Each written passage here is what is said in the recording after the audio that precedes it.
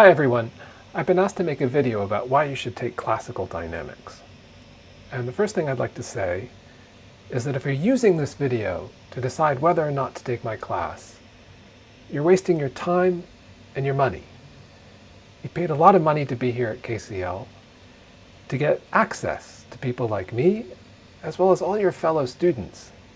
If you want to figure out whether to take this class or not, you should go find someone who's already taken it and ask them. Or you should come see me during office hours or make an appointment to see me and talk to me. That's the right way to make this decision. There are lots and lots and lots of really good videos out there on YouTube about classical dynamics that are all free and that are all made by people who are much better at this business of making videos than I am. And so if that's what you want to do, you really should stop this video right now and find one of them and listen to them, because it will be much more entertaining, possibly much more informative, I don't know.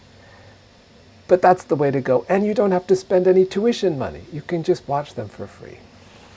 The other thing I'd like to say is that if you're using this video to decide whether or not to take my class, I really don't want you in my class.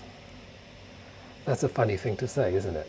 But it's true. The people I want in my class are the people who are actually going to come to lecture and participate, who are going to come and see me during office hours, who are going to interact with their fellow students.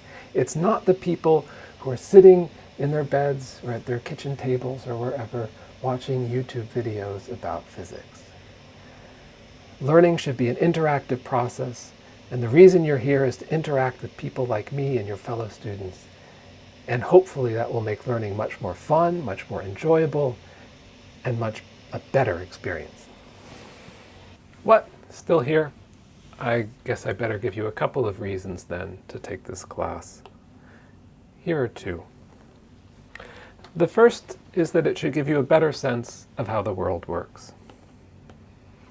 If you learn nothing else from my class, I hope you get an appreciation of how horrible tailgating is. I think without some basic mechanics insight, tailgating seems a fairly innocent enterprise, but I hope after you take my class, this is one thing that you will never do again. Another thing that you will get, or some of you may get out of my class, is that it's a sort of building block, a cornerstone, a framework, if you like. It's a framework on which the rest of theoretical physics is hung. So for those budding Einsteins or Schrödingers or Heisenbergs, or appropriate for this place where he in fact worked, budding Maxwells out there in the audience, this class is kind of the first stop on a very long train ride. So there are two reasons for you to come and sit and listen to some lectures. Another thing I'd like to do while I have your attention, if you haven't tuned out yet, is to give you a brief sense of what we'll cover in this class. The class has two parts. In the first part, we'll start with Newton's laws, and this will hopefully eventually take us up to a discussion of the Kepler problem, which is how the planets orbit the sun, and a discussion of rigid body rotation, of how rotation in mechanics affects behavior and leads to some very interesting kinds of phenomena. The second part of this class, it's a little bit more formal. So for those of you who enjoy solving problems, probably the first part will be more enjoyable. For those of you who like more formal theory, proofs, second part will probably be more straightforward, more enjoyable. The second part will cover Lagrangian and Hamiltonian mechanics, and one very interesting theorem which will figure prominently in many of the lectures is something called Noether's theorem, which gives us a very interesting relationship between conserved quantities, quantities which don't change as a function of time on the one hand and symmetries on the other.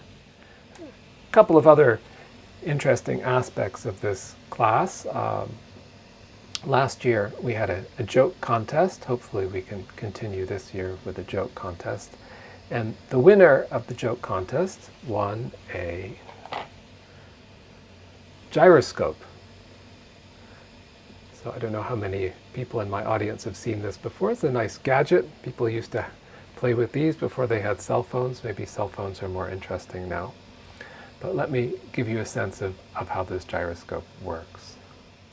So I have a little stand for the gyroscope. So the winner of this prize got exactly this gyroscope. This is another copy of it that I have.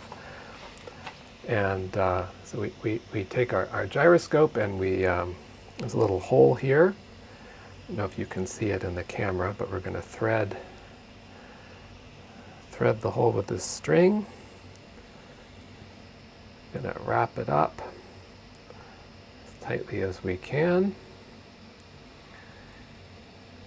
There are various kinds of tricks you can do with this. This is just the simplest. So here I'm wrapping the string around this post. There's a little wheel in here that spins.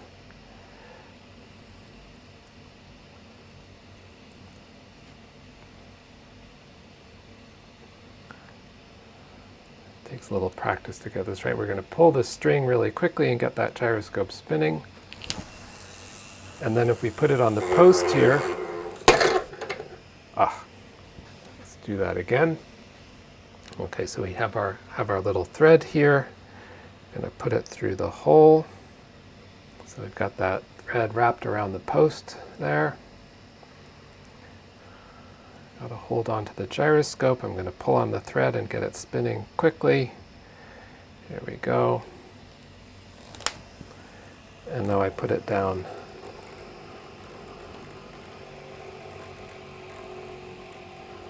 So hopefully at the end of the class you'll understand why this gyroscope behaves in this funny way and precesses around the post.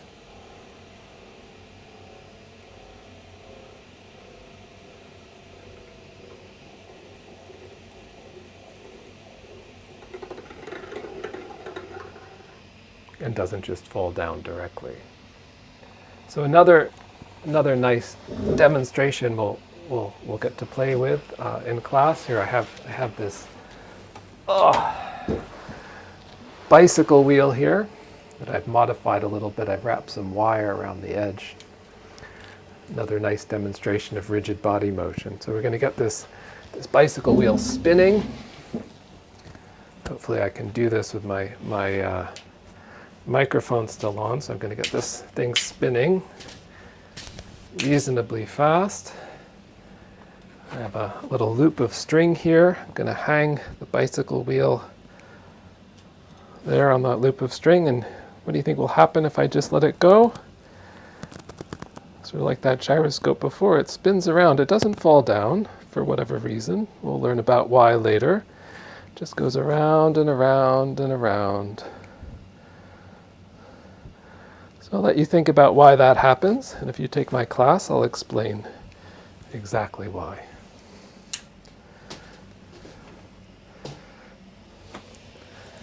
But as I was saying again, you should not be making your decision based on this video. You should come talk to us, to me, to the other TAs in the class, to students who've taken this class in previous years. That is the way to make the decision. I want people who are going to come and interact and come to lecture and have a good time. So I hope to see some of you there. If not, I hope this lecture was at least somewhat entertaining. Signing off.